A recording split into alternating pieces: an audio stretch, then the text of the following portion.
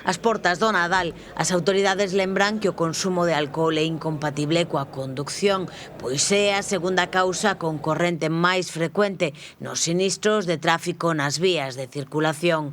Hoxe comezaba a tradicional campaña de vixilancia e control de alcohol e drogas que se prolongará ata o 21 de decembro. No que vai de ano, as substancias estiveron presentes no 36% dos sinistros mortais na provincia, en 5 dos 14 ocorridos, 11 en estradas estatais e 3 urbanas.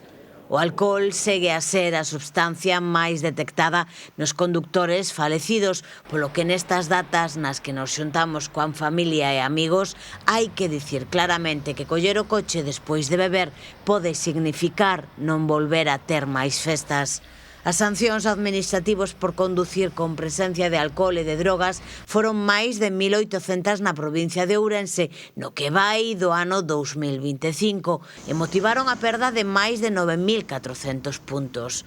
Entre a Garda Civil e as policías locais formuláronse máis de 300 atestados por delito de alcoholemia positiva, a taxa penal.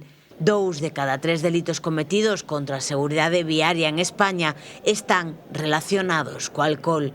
Esta tradicional campaña realízase en todo o país, non só en estradas interurbanas, senón tamén nas vías urbanas dos concellos que se sumaron á iniciativa. Na provincia de Ourense participan 5 policías locais: Ourense, o Barco de Valdeorras, Xinzo de Limia, Maceda e Tribes.